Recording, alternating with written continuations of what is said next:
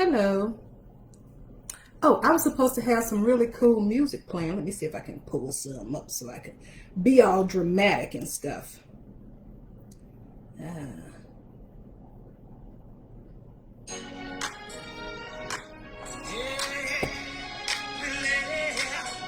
how are you? Now,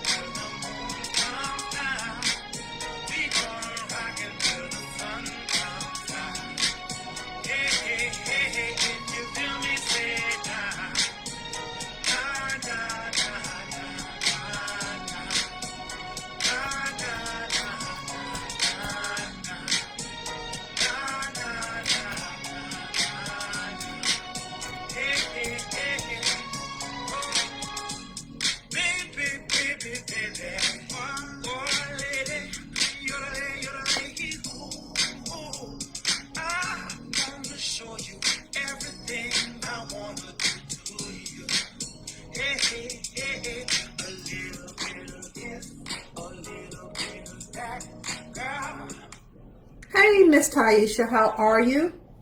You just sticking your head in the door? Oh, thank you for the big giant hug. Hello, hello, hello. Um, this is probably going to be weird because in order for me to see the feed at the same time and see everything, it's going to be some lag time. I don't know how to fix that.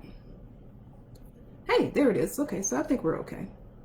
All right, so I've posted a couple of things in the feed so that we can kind of stay on track with what we're talking about today. And we're going to discuss all things technicians. I know, right?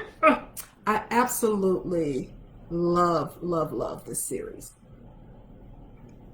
My honeybee cup. There should be a posting in the group of this. If not, I'll slip in another one so that everybody could see it.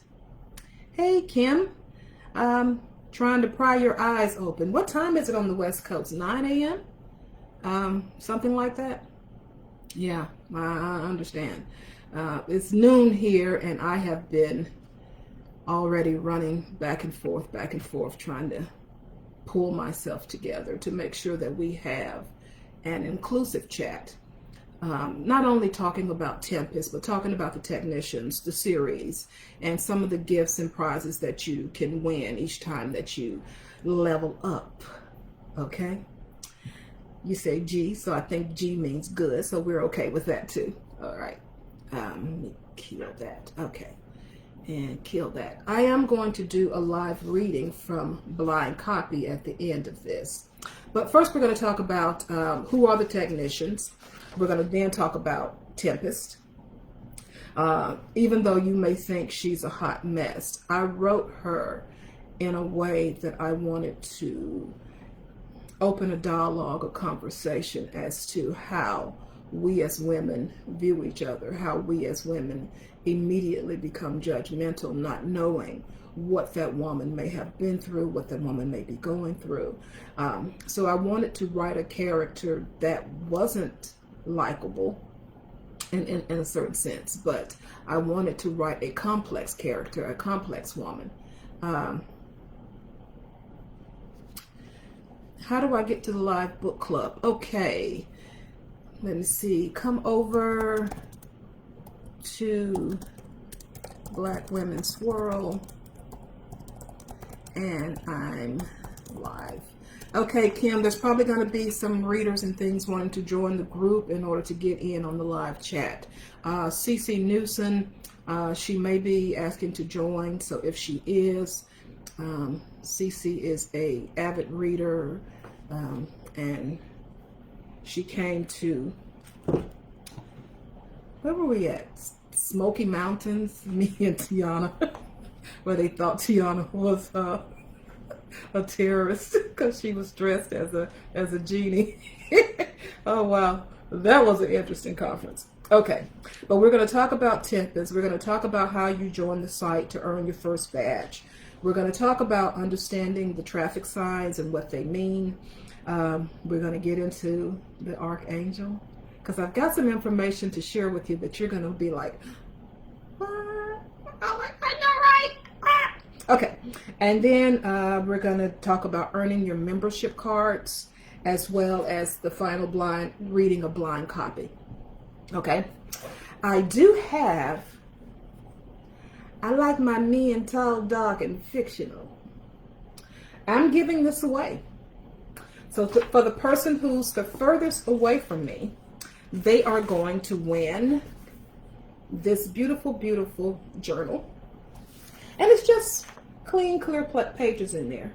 And the person who wins this, if you want, I can scribble in my Olivia signature on the inside. Or if you don't like me that much and you're like, I don't want you messing up my book, then I won't do it. But you let me know. But the person that's furthest away from me wins.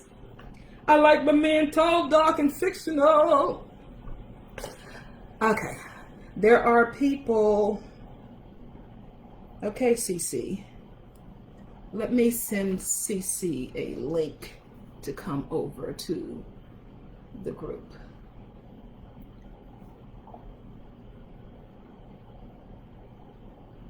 So bear with me 1 second while I do this. Kim, I know you have a lot of questions, so we'll start with you. Where do you want to start, or you just want me to continue down my list? Because I want to make sure that I'm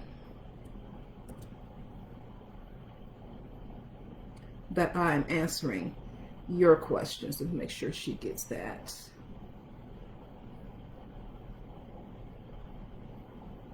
Okay, let me try that again.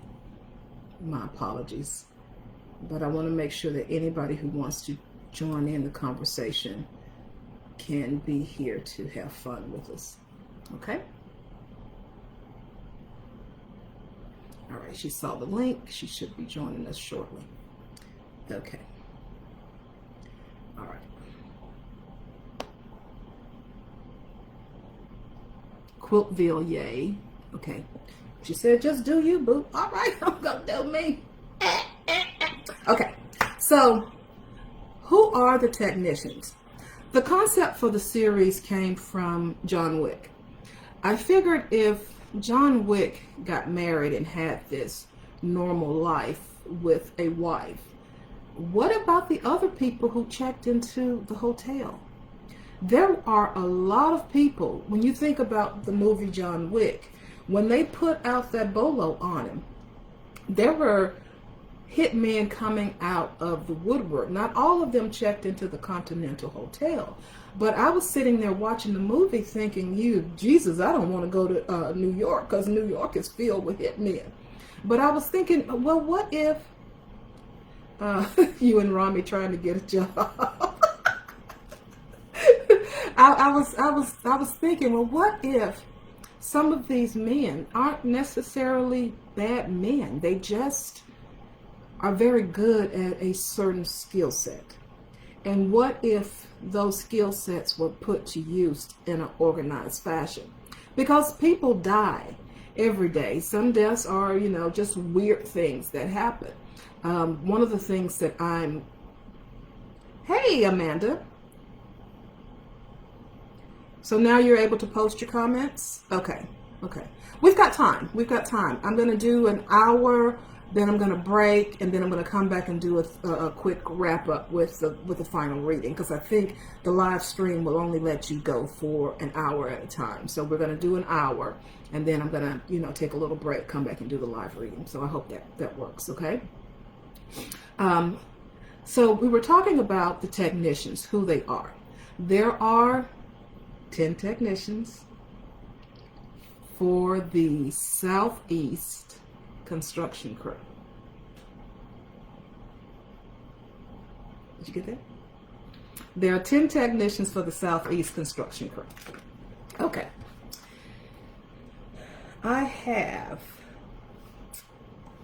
This is my little map. Can you see my little map? Okay.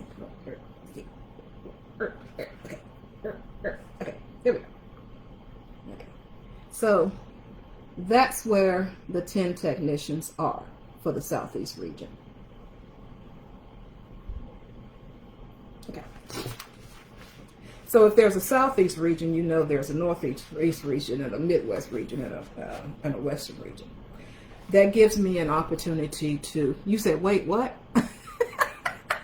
It gives me an opportunity if I want to expand the brand without having to constantly keep tripping over my dick, so to speak.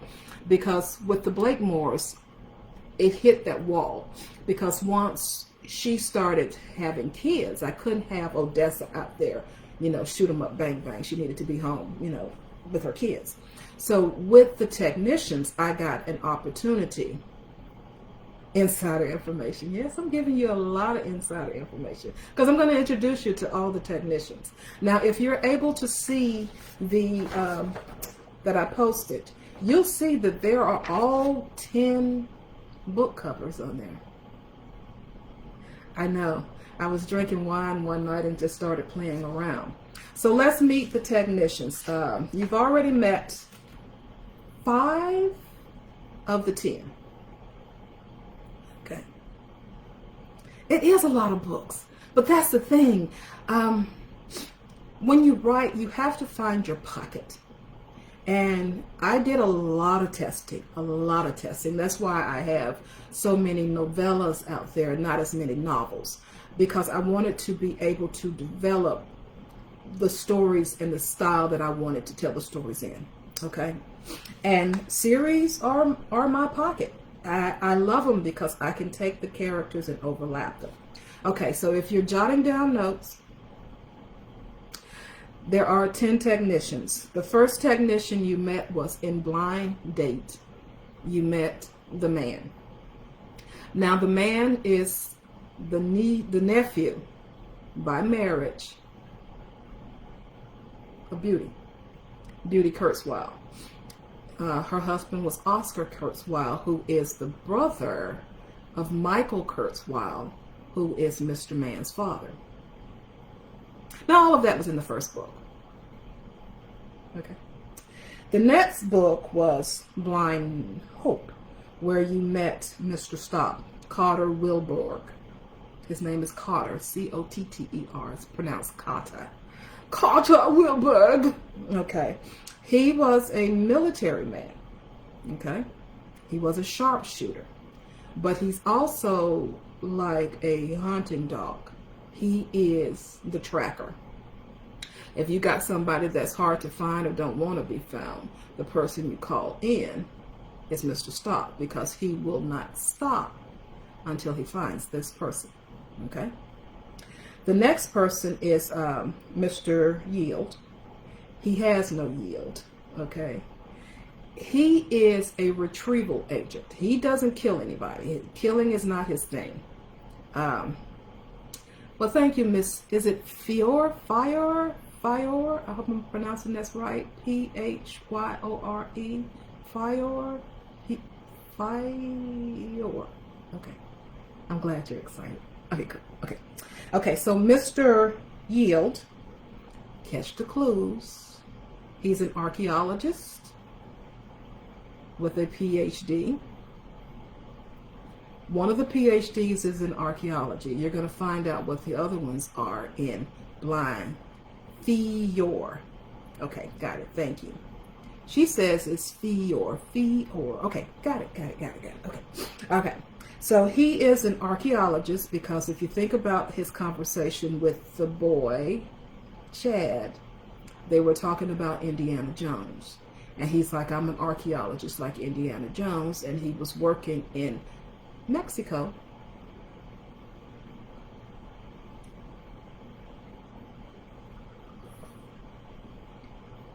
When Saxton and Odessa was in Mexico. Okay. And then you met Tempest. We're going to talk more in detail about Tempest. Tempest is the cleaner. When you think about John Wick, and John Wick killed all those people in his house, the cleaning crew, he is one of my favorites. He's one of my favorites too. I love Mr. Yale. Mr. Yale has more story to come. Okay. When you're talking about Tempest, you think about those cleaners that came in. There are people who actually do crime scene cleanup, and it is a specialized job, because who wants to clean up crime scenes? But Tempest goes a little bit deeper than that. She has in her van equipment that can melt a 225-pound man, and she can just throw him in the vat in the back, and then it just melts. And I want you guys to think about that as we start to discuss Tempest after I go through all of the technicians. All right. She's the cleaner. She can remove fingerprints, all of that kind of stuff. She can remove teeth so that, bodies aren't identified by dental records. She usually shows up on the scene before the technician does, because she also has to look at how we're going to get this body out. So she has a working relationship with all 9 of the technicians. Okay. Next, you're going to meet Mr. Exit. Mr. Exit is blind copy. Mr. Exit specializes in terminations. You know those people that you work with that's always trying to keep information and dirt on the company? And if anybody finds out, it will ruin the business. His specialty is going in and taking care of those employees. When you see him show up, you know you in trouble. His name is Raphael. Okay? So you've got Raphael, Nathaniel, Carter. Mr. Yale is Brody Johnson. You got Tempest and Tempest Fateman. Now, if you've read The Tempest by Shakespeare, you'll know that the names of her husband and her son come directly from the Shakespearean story. What? I'm a geek. I'm a nerd. I'm not ashamed of it. Okay, so we got Raphael. Then we go to Mr. Merge. Mr. Merge, his specialty is poisons. Okay, Mr. Merge also has a history, and each one of these guys have a history with Gabriel, directly or indirectly. Okay, Mr. Merge, his specialty is poisons. Okay, you're going to meet him at the end of Blind Copy, because he has a way of killing people where it looks like it's accidental or may not have been a poison, and he's very good at what he does. Okay. After that, we have Blind Side, which is going to be Mrs. Hump. Now, I know there were some people who had some questions and concerns because the imagery that I used in the video, in the book trailer for Killers, I used the image of the cover of Blind Fate, and that is not the same character. I know there were some people confused. There was a lady from the UK who wrote me, I kid you not, and she wanted to know if I was okay or if I was still on my medications and healing after my surgery, because that story was right. Yeah, being an author is hard. And I was sitting there and I was like, and my husband just held up his hand and he's like, just tell her she got the characters mixed up and thank her for reading. You sure? Because I need to let her know, because she don't know me like that for real. Because see, Olivia is classy, but Cheryl go, And he just, so. Okay then. Yeah, there are a lot of, she didn't mean to be mean. She was confused. She was thinking that Mrs. Hump and Tempest was the same person. Kim, I'll get to that question in a moment. I'm going to go ahead and finish these up, and then we're going to talk about blind. Okay. And then next we have blindfold. His name is Uriel, and he is called Yuri. And he's the crazy man. One way or another, you gonna die. You can jump off this cliff, or I can kick your ass off. But one way or another, today your life's coming to an end. And he's the one that they're always talking about as the crazy guy. And then you have Fallen Rocks, who is your accident specialist. Oh, I'm sorry, Mrs. Hump. She's a femme fatale. And if you've ever seen Nikita in any of those movies like that, the femme fatale is the woman that comes in and acts as if she's going to seduce you, but she ends up killing you. So that's Mrs. Hump. Okay, so let's go to Fallen Rocks, whose name is Boyd Glover. And he is an accident specialist. And he enjoys his job. And he likes to create these convoluted kinds of accidents so that it looks like you died by it looks like a freak accident when really it's not. And last but not least is Michael. Did you get that? His name is Michael Neary.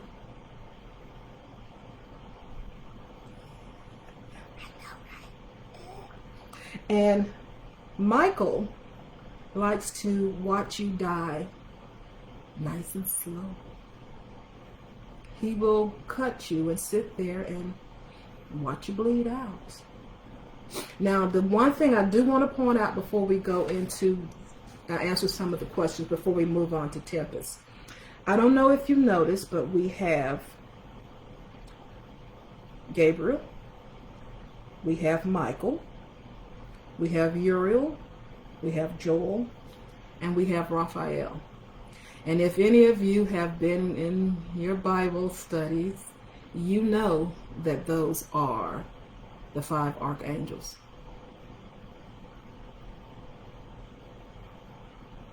Okay, so let me answer some questions now.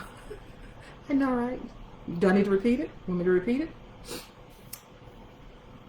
Michael, Gabriel, Uriel, Joel, and Raphael are the 5 archangels.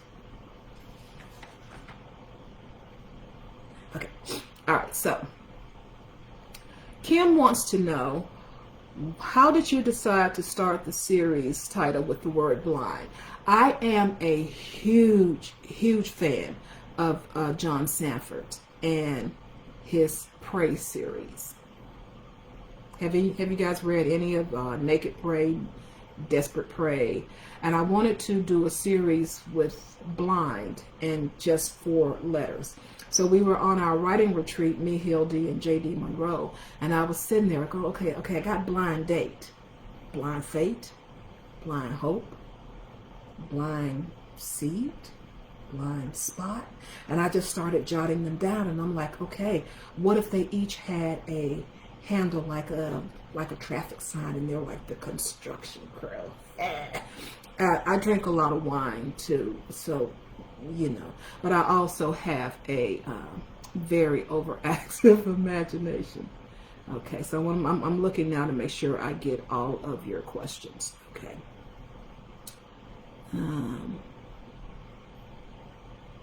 Okay, Amanda says she got them confused for a second as well, because like I said, I used the wrong image in the killer's book trailer, and that was my mistake. But that was my fault. And there was a lot of people that was going like, wait a minute, this isn't Mrs. Hump. This isn't the same one that cut Mr. Gill's face. No, this is Tempest. Tempest, I didn't do a good job of introducing her character, and I won't make that mistake again. Yes, they're named after the angels. And yes, we have another Neary. He is Joe's nephew. Okay. All right. So there's more than one archangel in the story. I'm trying to figure out how much to tell you. I could tell you now because with as much going on in our world, you probably ain't going to remember by the time we get to the story. But yes, Gabriel is the archangel that oversees. And we're going to get into him a little bit more and his job and his role with the CIA and how he has brought together a lot of these men and how all of the men are tied together. What I can say about Blind Copy is that if you remember in Gabriel's story, Buckeye and the Babe, he talked about this woman and her daughter that he went in and rescued. Do you remember that? And the woman had been basically kind of beat up by these guys, and he had her on his back as he ran, and he told the girl to keep up as he was running, and the girl ended up going to Idaho and running on the track team. Y'all remember that? Okay, that woman is Raphael's sister. In Blind Copy. Okay. I lost track. Which book is Uriel? Uriel is going to be Blindfold. Blindfold is one way. And his motto is one way or another. And you're going to die today. Okay. Kim says she's stunned right now. Okay. Cece, you're here. Yay! So Cece, you missed it. I am giving this away for the person who is the furthest from me.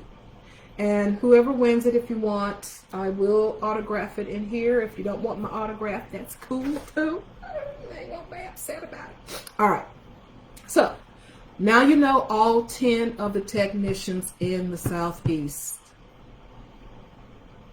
We need an organizational chart with the tie-ins.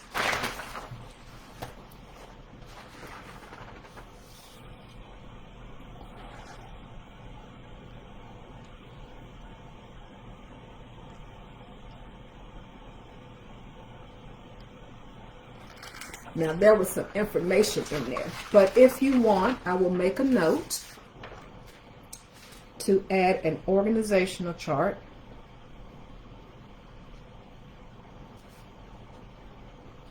At the beginning of each book.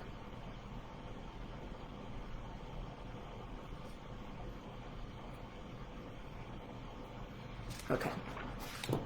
What I do want to show you, and what I think is kind of neat, because I know you're probably wondering, how do I? Amanda says she's usually never the furthest. It's cool though. So Amanda, because you are so hardcore and you are so supportive, I have a special gift for you. I didn't take the price tags off of this one. But Amanda, I am going to send this to you. Boys and books are better. And let me know if you want me to autograph it, but send me your address and I will get that to you. All right? What I want to show you next, this is what is called a passion planner. You see that? This is a passion planner. And normally with a passion planner, you have all of your little dates and things that you want to put in it and all the stuff that you're going to do to plan. I turn these into my series binders. For example, here is the beginning of the planner, and you see this, the maps in there.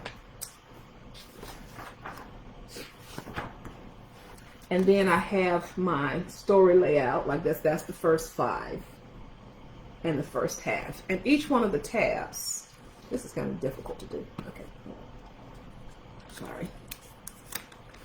Each one of the tabs is the 10 books. Okay. Blind Date, Blind Hope, Blind Luck, Blind Fate. Okay.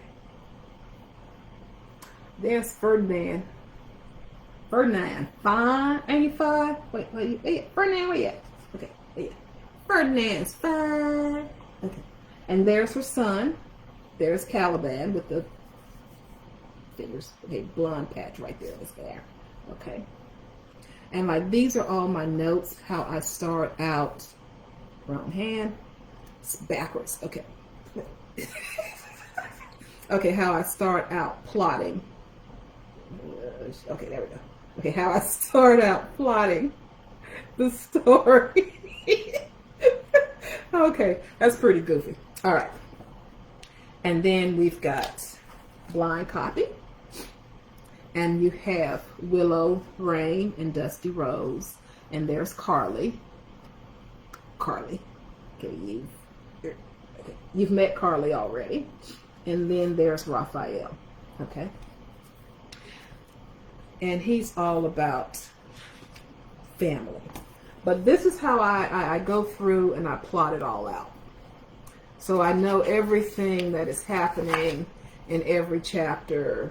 And usually the chapters have the chapter titles tie into either what the theme is or what their handle is. Like with Blind Fate, you were able to, the headers were something related to fate.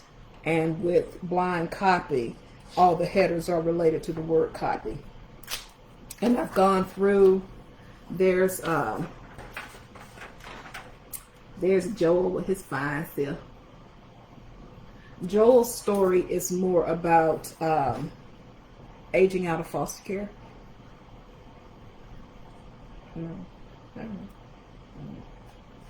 There's Blind Seed. Blind Side, and the picture of Mrs. Hunt with her fine self. Blindfold. Yes. One Way is Asian.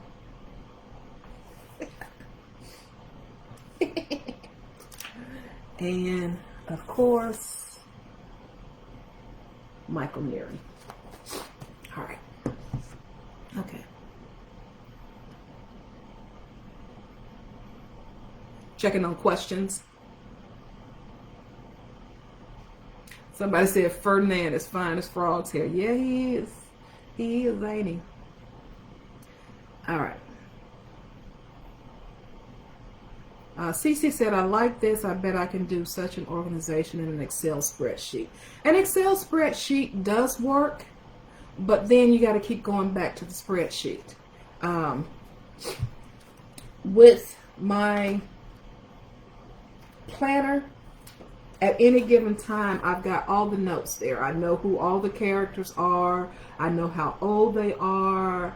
I know specifics about them, so I don't have to kind of cross-reference. And I know exactly where they are in every single spot.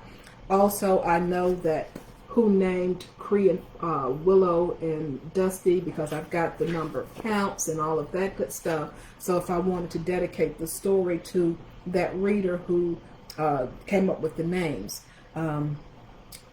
I have the person who named Raphael.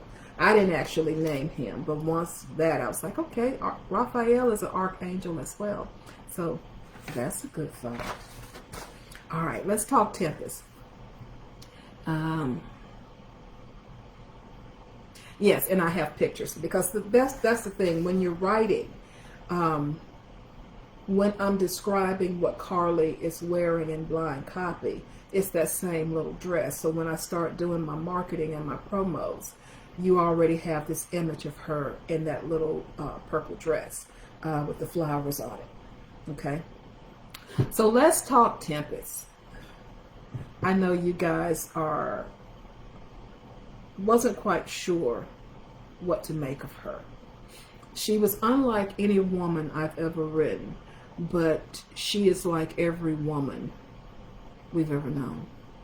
And quite honestly, and I hate to tell you this, she's not quite retired, okay? Tempest held together the team in a way that I don't think any of them realized. Mr. Exit realized it immediately. And what I'm going to read for you later is he actually goes to visit the man because he wants to talk to him. He's like, you know, we don't have any kind of real connection to each other outside of her.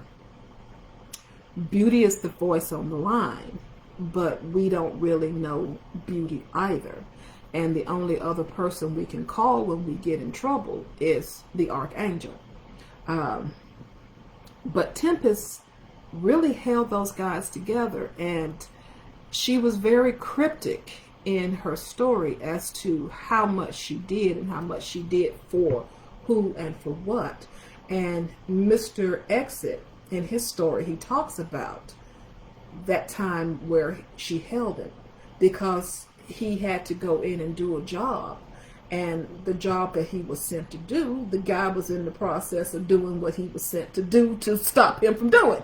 And it messed with his head, and he kind of went overboard, and she had to talk him down, bring him down, console him, and be that voice of reason for him so that he wouldn't get so out of control. And she has been that for all of the guys in one way or another. She did attempt to have a relationship with Mr. Man, but because she had that thing where I belong to somebody else, I'm not quite free to love you or to be with you. And a man can feel that you're not completely free. You know what I'm saying? I even asked my husband, I said, a man can tell when a woman's been with somebody else. He said, yeah, by the smell. So the perfume does change. And Mr. Man knew that there's somebody else. Okay. Cassandra said she really didn't like Tempest at first. And that's the thing. You're not going to like her. And I don't want you to like her per se. And I know that may seem odd for a writer to say that. I want you to understand that there are going to be women that you're going to come across in your life that I don't really understand that chick. That chick's kind of, but they've gone through some things.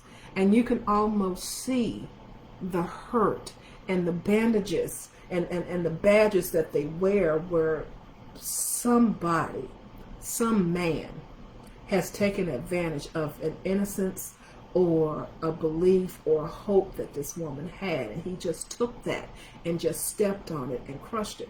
And you know women like this. You're related to women like this. And there are times when you can look at your mother and you can see that look in her eyes where she may have had to do something to make sure that you ate. She may have had to do something to make sure you had shoes. She may have had to do something that she'll take with her to her grave. And as a woman, we all have those things in our lives that we've had to do.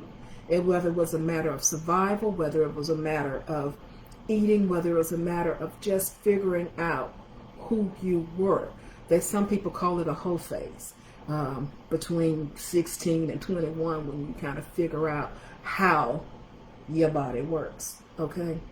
And it works better with some people, some sizes, than others. And there are some women who are blessed to have only had maybe one or two men in their life. And there are some women who need at least 3 men because this one takes care of the bills, this one takes care of the bedroom, and this one she can talk to. Now, I don't know if you guys realize that the guy in Columbus that Tempest was with is actually Tim. Mr. Yield's cousin, Tim.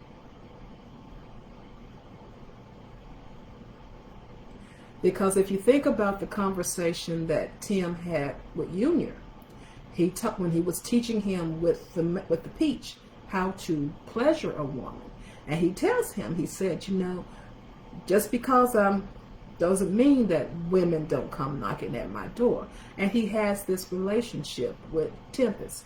Okay, I got a couple of questions here. Give me a moment. I'm going to scroll back. Okay, somebody said Ferdinand is as fine as frog's hair. Okay.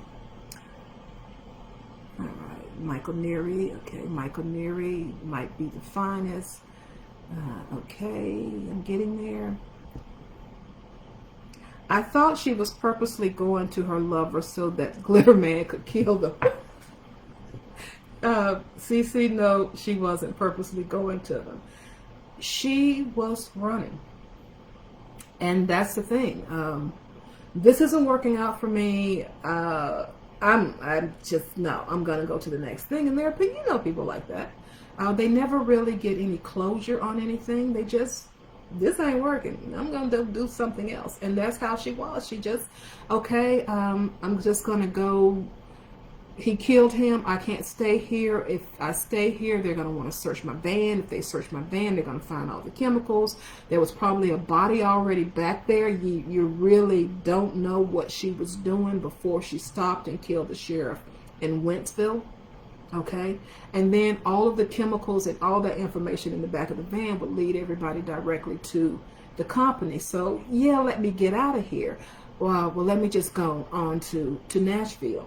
And the moment she called him, they went immediately into role play. And if you guys have ever dated that guy, you know. Hold on, just a second.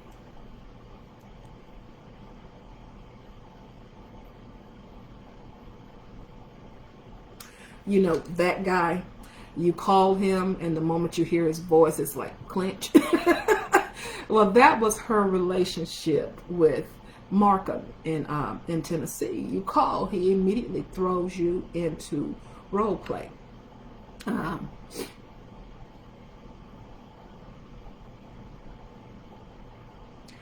Cassandra said she did appreciate her walk and her journey after you read the story. And I wanted it to be a little bit different than what you were normally used to seeing with the, because I had 3 stories. Okay, so Gabriel has married these 3 people. Okay, so what is Tempest going to get married to? Is Tempest going to, you know, end up adopting a child? Well, what if she already had a child? You weren't expecting that. Because I read what somebody was thinking that once she started getting the connection, that they assumed it was a twin, and nobody really expected her to have that child. So,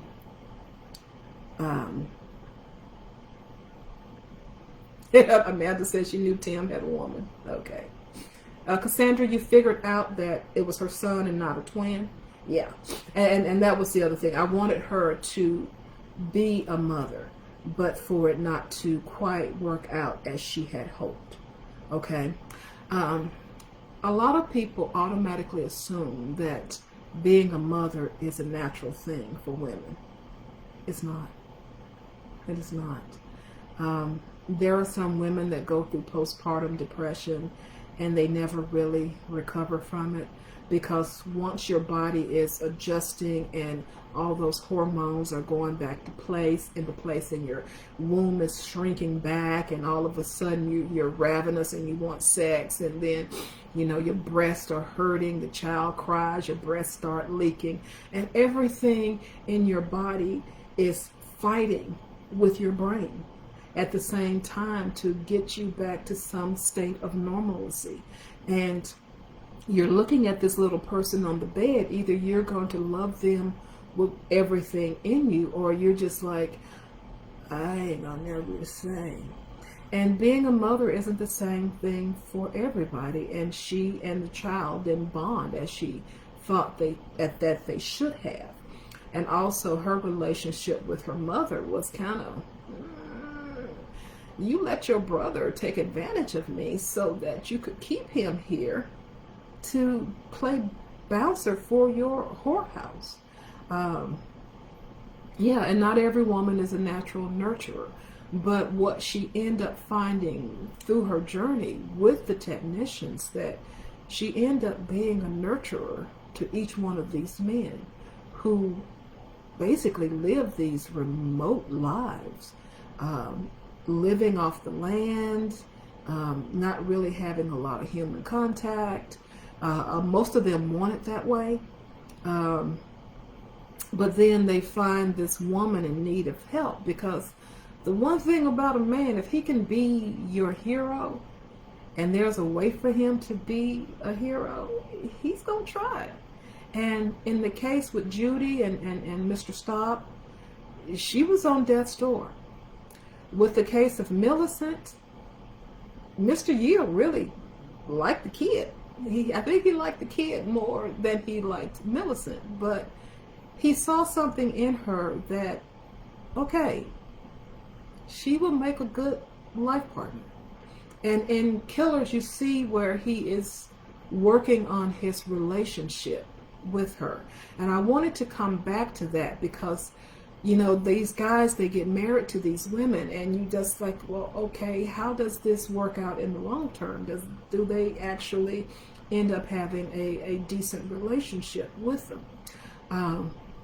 So I wanted to go back and visit that with Mr. Yield and how he was, you know, let me plan a date night. Maybe I'm not that great of a husband. She's not that great of a cook.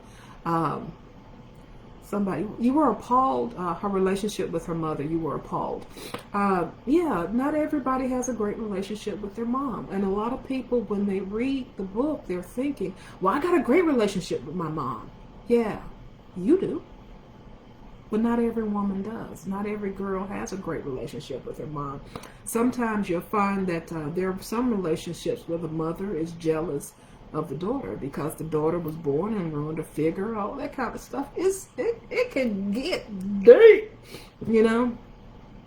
I had a hard time writing it. I really did. And sometimes it's hard to write those stories that you know are very real and very real to other people's lives. Yeah, Mr. Yield was struggling. But he was also struggling in his own personal life, just with his home, how he kept trying to add things to the home and he never really was finishing anything. And Millicent was able to help him finish some of the projects around the house because Junior was like, well, I would sleep in a room if you had one that was finished because he's always tearing things apart. So what I've done with Blind Copy,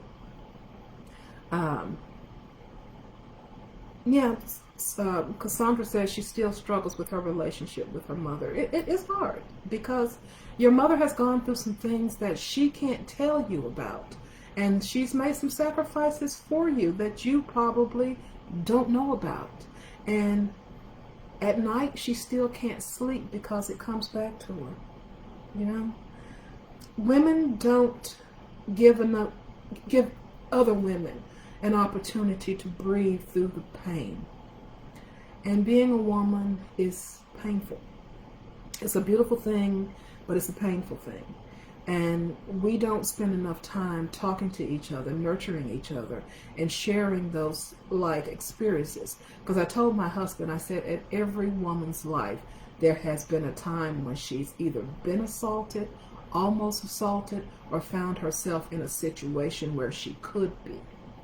And that she either fought her way out of it, talked her way out of it, or allowed it to happen so that she could live. Okay?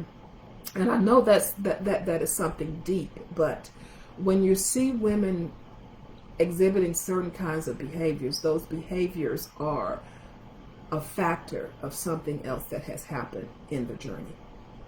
Okay? And that's the thing with Tempest. Tempest there was a lot to unpack, and I was writing through it. And the girl in the UK who, you know, wanted to make sure that I was okay and I wasn't on too much medication, she said that I didn't feel like it was an Olivia story until the end, where, you know, Tamika showed up and she was being, you know, Tamika Shanae.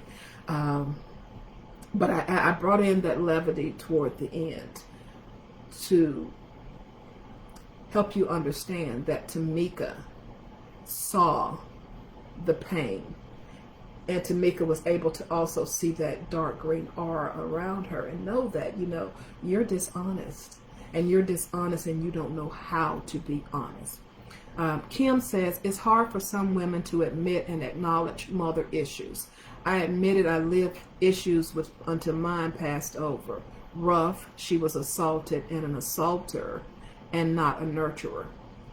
That's the thing. We don't do counseling. We don't do therapy. And the couple of times that we don't do therapy with someone that looks like us. And that's the key. Even for young black men who need to have therapy to talk about their relationships with their mother, they end up going to somebody that does not look like them.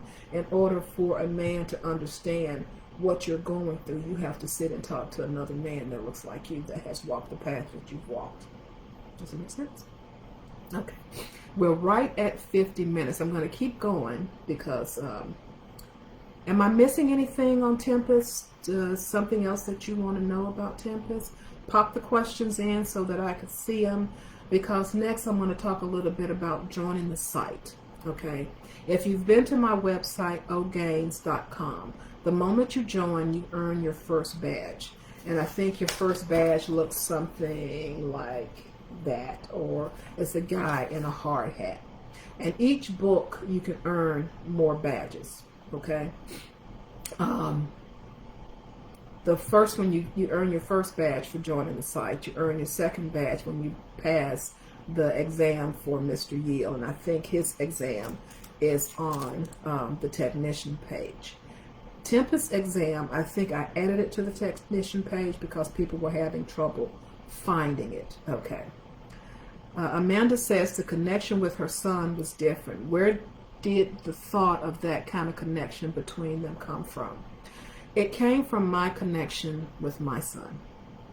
A mother knows. When something's wrong, a mother knows. My son was in Afghanistan. He didn't come back the same man that went over. Okay? We're not sure what happened. He's never really talked about what happened. He managed to get to VA and get him a check for what happened. I don't know. He faced his own mortality. Evidently it was serious because I'm a grandmother now, because he went to Isha and got him a son. But there was one day that I was really, really off. I was off, and I'm like, something's wrong. And I sat down and I began to pray, and I said, baby, you need to call your mama. And 15 minutes later, he called. He said, hey, I'm okay. Just want to call you and tell you I'm okay. And I'm like, well, that's good. I'm glad you're okay. You need anything? And he's like, no, I don't. I'm good. I'm good. And just hearing his voice and knowing he was okay. So there is that connection, and your mother has that same connection with you as well. Because there are times that your mother will call you, baby, girl, what's going on with you? You just don't seem like yourself. Because there is that connection between mother and child. Okay. How did you think of Quiltville? I love the quilters. It is my dream to go to Paducah, Kentucky. Paducah, Kentucky is Quiltville. Okay, it does exist. Every year they have the National Quilt, where you can earn your certification as a master quilter. There are quilt shows there. There are quilt shops. Anything that you could possibly want to know, to learn about quilting, is there in Paducah. I know the local quilt shop here is having a bus trip to Paducah, but I don't want to be the youngest person on the bus. So I'm just going to have to, honey, we're going to have to go to Paducah. Okay. Cassandra, thank you. I'm sorry you have to step away. But I wanted, before you leave, I want you to know that once you take your third exam, which is Tempest's exam, and there are only 4 questions, still only 4 questions, you get a nice little envelope in the mail that has your membership card in it. And the back of the membership cards are autographed. and these arrive at your address. So if you're signing up on the site and you haven't put in your mailing address, that's why I need your mailing address, because people have been surprised when it shows up. Okay. I have really cool keychains. Those neat. These are actually working.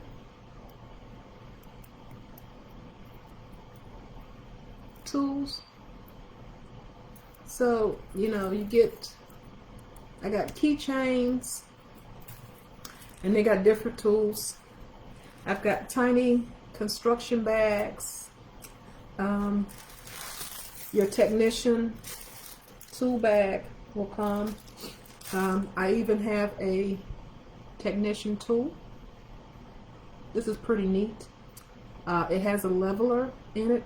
Amanda, I know you're looking at this because Amanda is an engineer. So I know she's looking at this going, ooh, I want one. I've loved those. Okay. It does have a ruler on it. In here, there's actually a flathead and a Phillips head screwdriver. Where'd it go? There it is. There. Flathead and a Phillips head screwdriver in there. And this actually will hold your cell phone, but my cell phone's in a case, so it will actually hold your cell phone. And yes, my cell phone does have coffee on the back. Okay. All right. Are we good? All right. Cheat notes and not chest notes. Where's cheat notes? What cheat notes you need? I'm giving you a lot of the clues, okay? I'm giving you a lot of the clues. So, shut your mouth. Amanda, I'm going to put one of these in with your book when I send it to you. Where did I find these? I know I have a person that works with one of the publishing companies, with one of the printing companies, and I tell her what I'm looking for, and she sent this, and I said, this is absolutely perfect. Katniss, can you hear her rattling that bowl? She waits until I'm in the middle of something. I'm going to throw an orange at her in a minute, but yeah, it's called my technician tool. Can you see that? All right. Yay! So Amanda, I'm putting that to the side over there to make sure when I send you your book, I send that to you as well. Okay, so let's talk about the traffic signs. Now, we've already talked about that. We've talked about one way, honk, merge, falling rock, slow, exit, wrong way, yield, shop. We've done all that, okay? Let's talk about, I hear a fountain too. It's not a fountain, CC.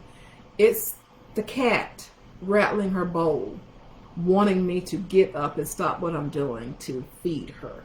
It's not feeding time, but she still will just. Katniss hates me. I'm not fond of her either. Yeah. Okay. So let's talk about Gabriel. Let's talk about the Archangel. Like I said, the Archangel has a relationship with each one of the technicians. Mr. Merge, he actually trained himself and put into the organization. They have a great history together. And of course, Mr. Slow and Blind Spot is his cousin. And he has a relationship with Mr. Yield because they've been friends since childhood. One of the conversations that Mr. Man has with Mr. Exit in the story, and that's what I'm going to read to you, is that Gabriel has a code, and he has a ministry, and his ministry is women and children. And he likes to make sure that women have an opportunity to get away from those who are abusing them or those who are hurting them. And that's really what he focuses on. Okay, me and my lamp ain't getting along either. It's just one of those days, you know. I'm a caregiver for my neighbor, Miss Sharnita. And most time Miss Sharnita just lays there and waits to see what I'm going to either bring for dinner, or I come over and she got a list of things that she wants me to do. I'm like, Miss Sharnita, I don't work for you. But it's okay. It's okay. All right, so that's kind of the role of the Archangel, and the Archangel does work for the CIA. All right. Any questions on Gabriel and Gabriel's role? And I know people are Gabriel's always marrying somebody. But his thing is, if you're going to fornicate with that woman and she's supposed to be under your care, then you need to be an honorable man and give that woman your name and take care of the kid, you know. And that's his thing. And that's why he marries them. He went all the way to Las Vegas because he did the paperwork for Mr. Stop and Judy, just to make sure that, you know, the sheriff didn't come mess with her, because, you know, people were looking like, you know, this child may be in danger, your roof is falling in, you're starving out here, and you're about to die. And even with Millicent, even though she had been squirreling away all of that money, the sheriff just immediately put a lock on her account, so she had no access to that. And you know, a woman with a child and no money, life can be difficult. Mr. Exit is different. His story is different. I gotta put some light on me. His story is different. Okay. All right. Mr. Exit, I'm doing something a little different with him. He has the woman and he has two. Now, these girls have grown up on the compound, and they look at life a little bit different. They understand life differently than a normal 14, a normal 10-year-old would. So Mr. Exit also has money. He's wealthy. He's not rich. He's wealthy. And he gets $50 a pop every time he goes to work. And he goes to work 3-4 times a month. So if you're doing the math, yeah. And even Mr. Man makes a comment about that. But his father was a orthopedic surgeon.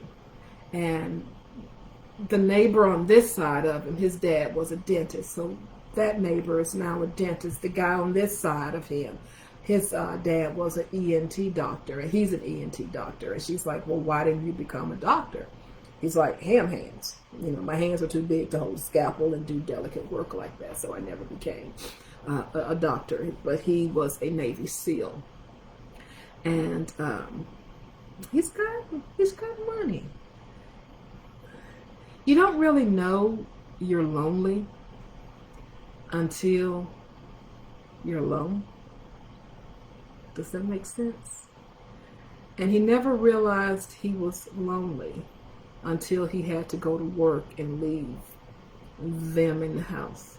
You know, he's only gone for like 3 days, but he's anxious to get home because now he has a family. And a lot of people don't realize the power of family and how connective it can be. You know, you're gonna have to replay this with the video live. Okay. All right. But his story you're gonna really, really like, because I'm bringing the technicians together.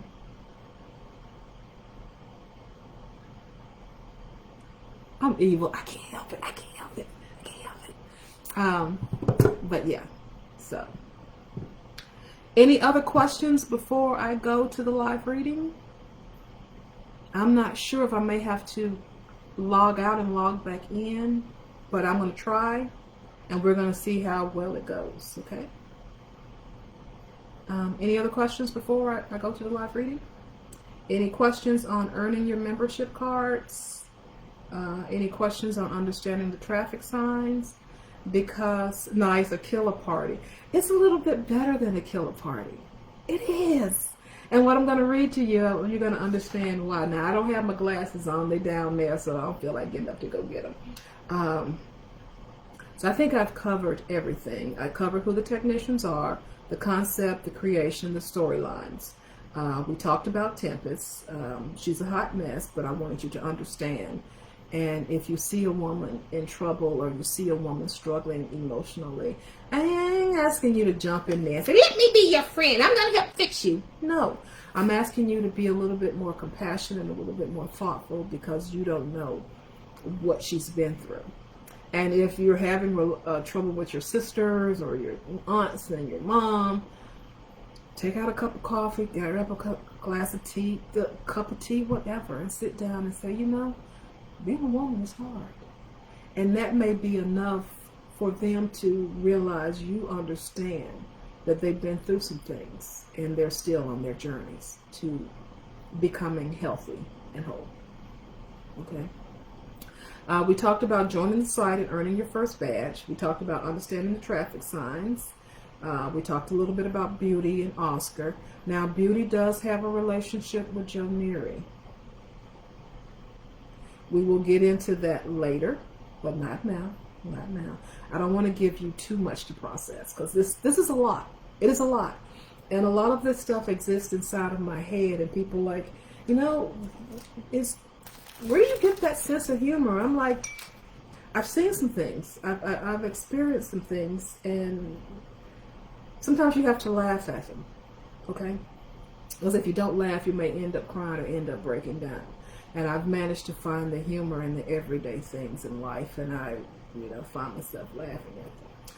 All right, we've talked about earning membership cards. I've shown you the prizes and the things that you can earn as you progress on your way in the Unicorn Academy. We've talked about all the technicians. We've talked about the archangels. And we're ready for a read. Are we ready for a read? Let's read.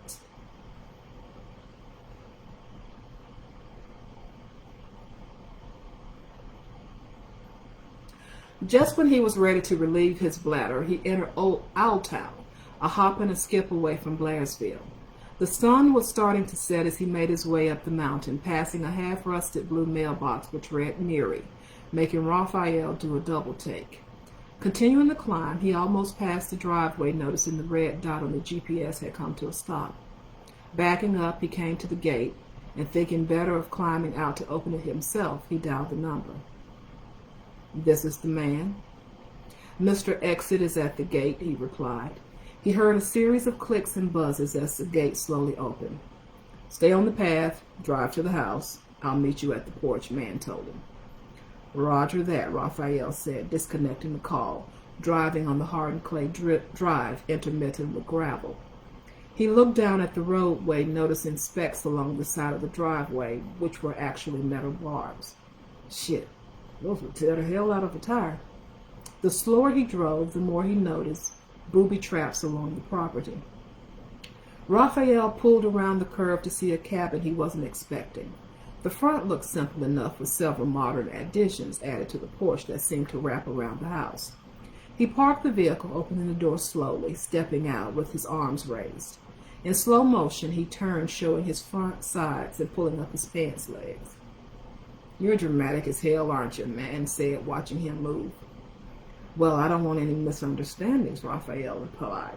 I have to get my notebook, and I brought a bottle of wine for you and the missus. Bring your overnight bag in as well. At night, trying to navigate down this mountain ain't easy. I don't recommend it, he said.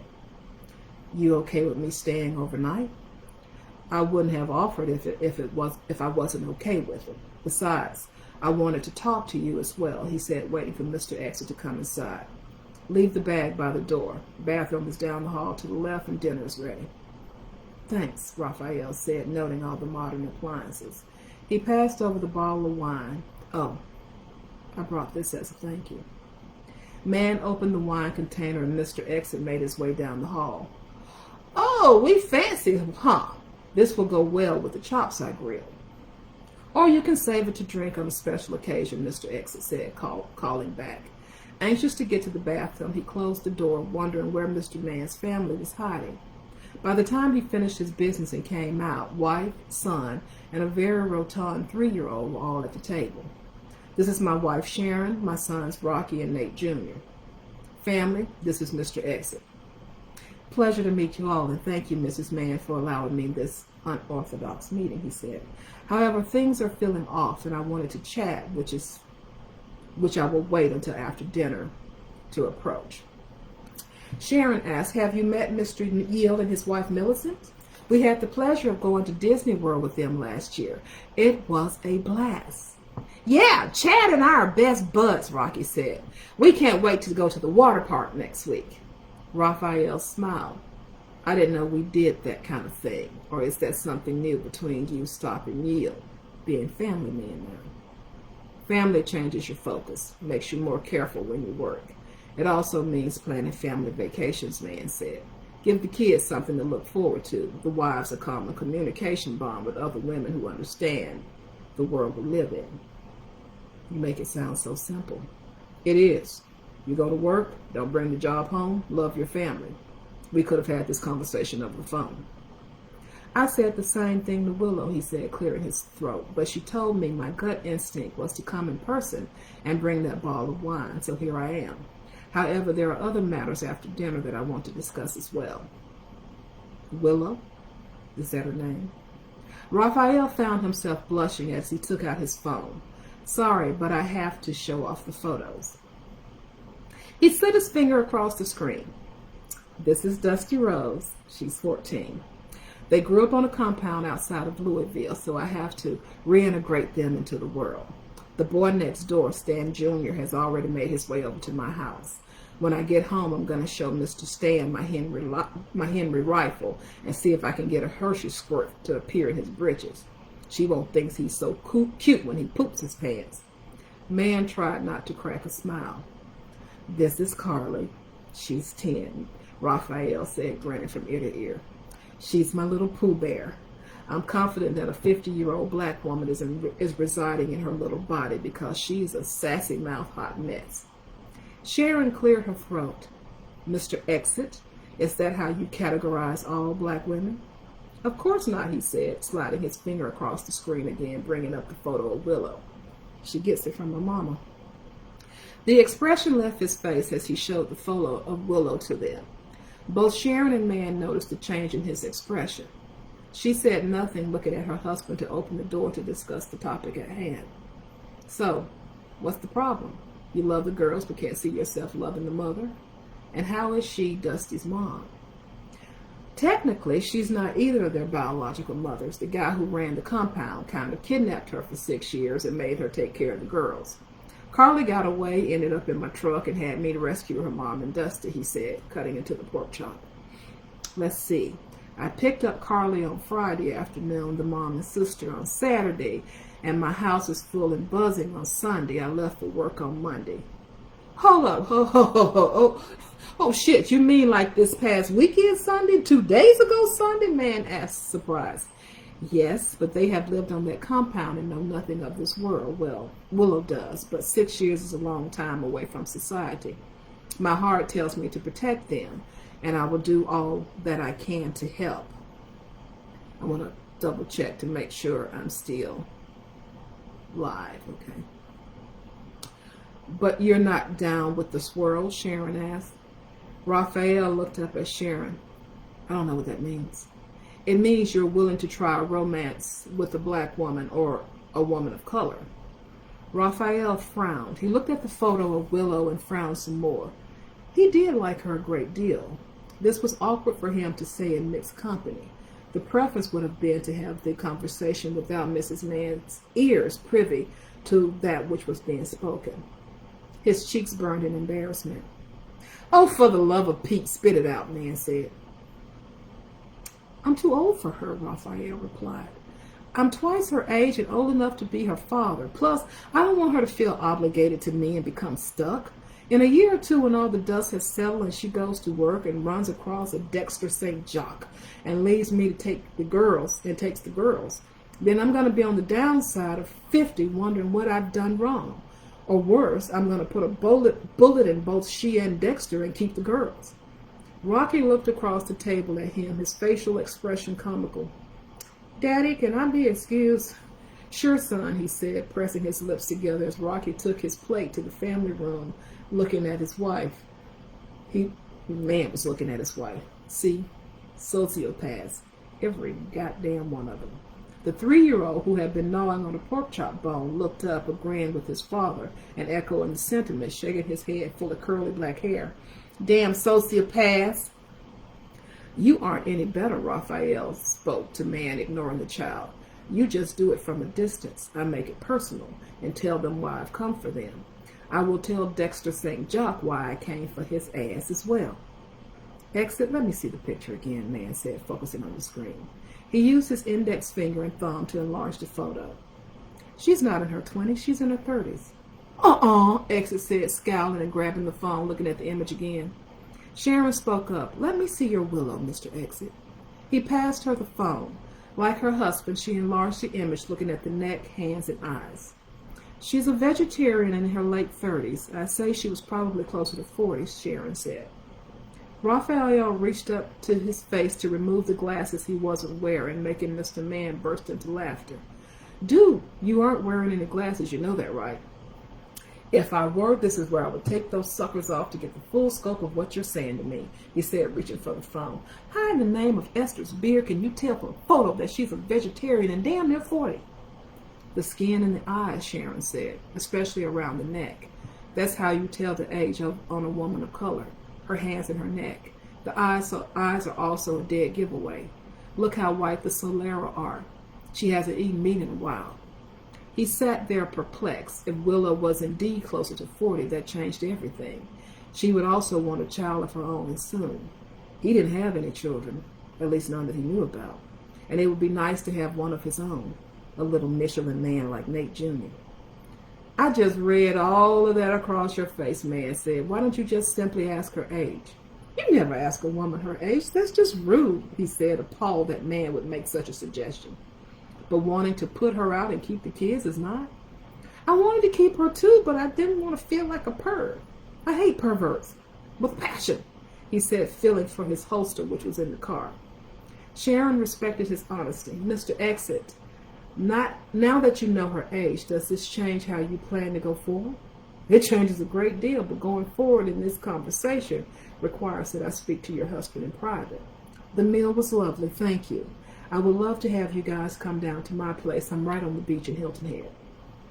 Nate Jr. began to play with his potatoes, causing Sharon to get up from the table. Coffee and dessert, gentlemen? None for me, thank you again. You're mighty fucking polite for a hitman, man said. Come on, we'll go into my office and continue this conversation. I'm going to stop there. He's a killer, but he doesn't want to be rude. No, he doesn't. No, he doesn't. So, guys, we're at an hour and 17. I have covered, a lot. My mouth is dry. I'm feeling kind of crazy. But I think we covered everything. Questions, comments, fascinating anecdotes. I love this too. I love an opportunity to sit and talk to the readers about the actual concept of the series, how it's going to evolve, how they're going to grow. He's very polite. He's very polite as for a hitman. He's also very careful with Willow. Willow is cooking some things for him because Willow used to be kind of a Betty Crocker, but she was kind of a home ec teacher that took it on the road, and she would go to different schools and different organizations and teach them how to, if you've got beans, rice, and 2 chicken legs, how to turn that into a gourmet meal. So his mother was a stay-at-home mom, and she has all of this stuff and sewing machines and fabric and, body forms, all of that kind of stuff. And Willow is just in hog heaven. So we're going to, I don't know what that is. Okay. So you'll get a chance to see all of that. And he's very polite and careful with the things that he says to her and how he handles her. The moves that are made for them sexually, they're all made by Willow and not by him.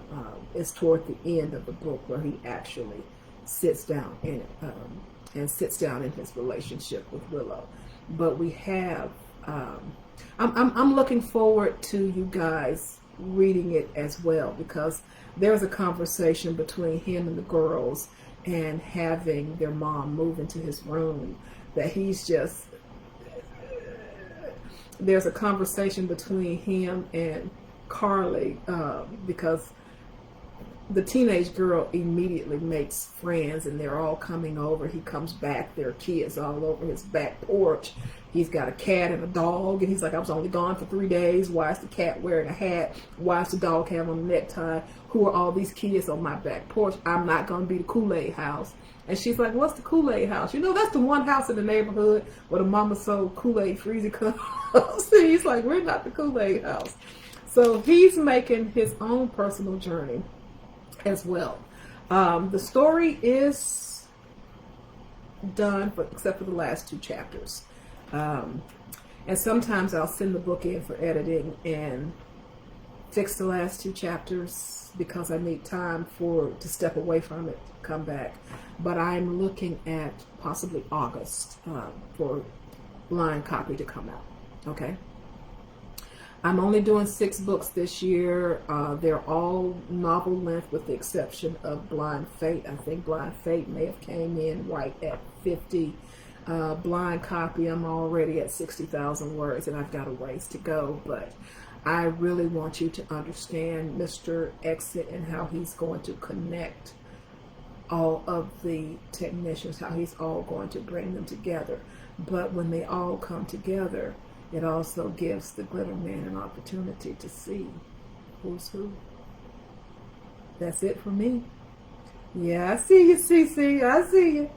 So that's all I've got, guys. I love you. Thank you so much for having me. Thank you so much for supporting me. Thank you so much for supporting other authors, especially during this time. I'm trying to make sure I'm creating stories that are engaging and fun-loving, and for you to enjoy and to escape into the worlds that I create. And I appreciate you, and I love you a great deal. Black Women Swirl, thank you as always for having me. And you guys have a great one. Have a good one. Bye-bye.